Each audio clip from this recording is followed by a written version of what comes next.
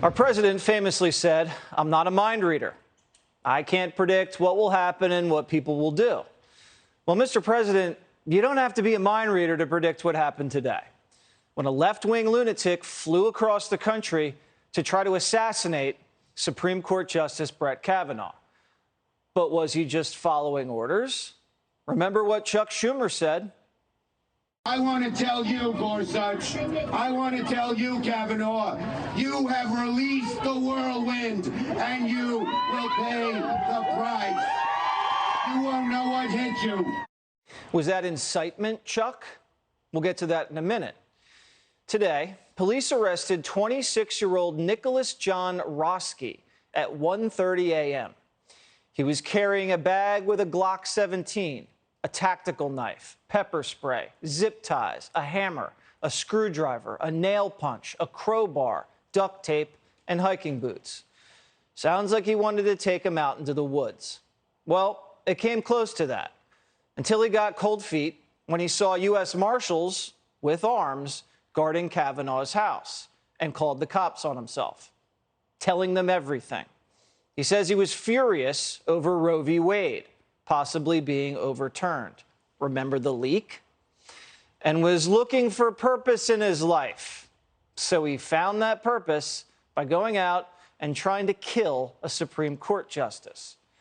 You think that idea just popped into his head? Or did the orders come all the way from the top? I know that there's an outrage right now, I guess, about protests that have been peaceful to date, and we certainly continue to encourage that outside of judges' homes, and that's the president's position. The White House encouraged protests outside the home of Supreme Court justices. Whatever happened to words matter? So by the left's own standards, they're complicit. They argued that Trump's speech on January 6th was a criminal act because it incited a riot at the Capitol. So in this case, by their own standards, the White House and the Democrats in Congress practically endorsed the hit.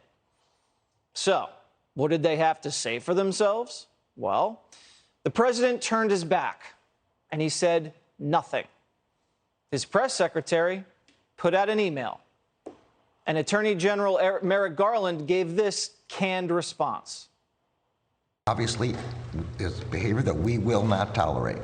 Threats of violence and actual violence against the justices, of course, strike at the heart of our democracy, and we will do everything we can to prevent them and to hold people who do them accountable.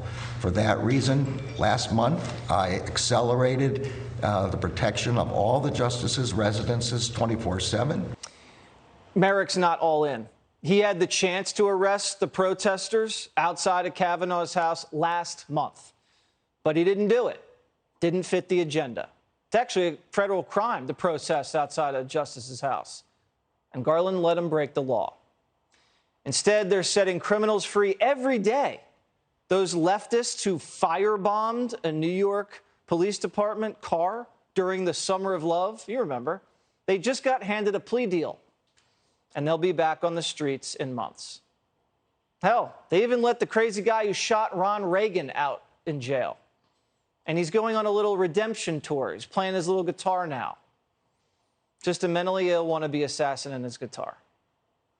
It's no surprise people are trying to assassinate a Supreme Court justice. This is what happens when the left-wing machine lets criminals loose and targets their political opponents as evil.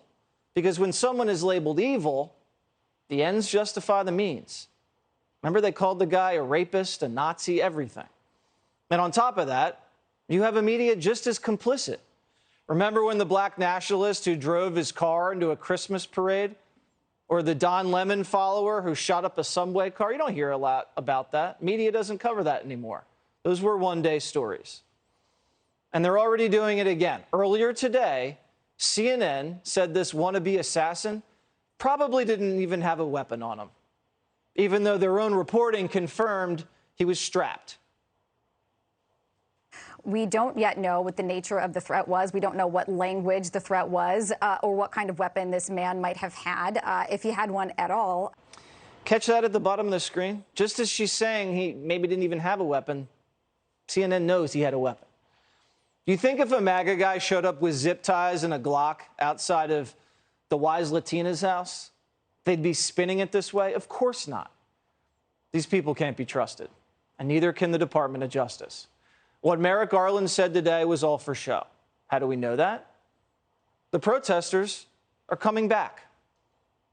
Just as the wannabe assassin was being hauled away in handcuffs, this leftist group, Ruth Sent Us, tweeted this: "We're protesting peacefully at Kavanaugh's home again tonight." By the way, that's still against the law. Here's a shot of his house live. Even peacefully protesting outside of a judge's private residence, it's illegal. Protesters are supposedly heading over there right now. Doesn't look like anyone's going to do anything to stop this. Merrick Garland, are you listening? Right now, Nancy Pelosi's holding up a bill to increase security for our Supreme Court justices. It passed the Senate already, but Pelosi won't even put the bill on the floor for a vote. Do they want to stop these people? Do they? Or they just want to fuel the rise in left-wing violence? Dana Perino made this point on The Five today. If Garland doesn't arrest these protesters, if anybody goes outside Garland's house tonight, not Kavanaugh's house tonight, they're just as complicit. And it's clear Joe Biden has lost control of the left wing, or he's terrified of condemning them. His party wound them up, and now they're loose. And we're the ones who have to deal with these wackos. But this is just the beginning. This summer is going to be ugly. That's why we have to get to the bottom of this. This could be a little criminal conspiracy that needs to be investigated, again, by the left's own standards. We might have to appoint a commission. We might have to hold hearings. We have a criminal leak. We have a group that's protesting outside the House. You have an attorney general that's not doing anything about this. You have a senator who's agitating. You have a White House who's giving this license. Maybe time to put some people in leg shackles like they did to Navarro. These people incited violence, possibly, and we need to hold them accountable if they did. Chuck Schumer, Nancy Pelosi, Liz Warren, anybody who has their hands on this should face consequences, again, by the left's own standards. Don't call me crazy. They set the rules. We're just following them. Hey, Sean Hannity here. Hey, click here to subscribe to Fox News YouTube page and catch our hottest interviews and most compelling analysis. You will not get it anywhere else.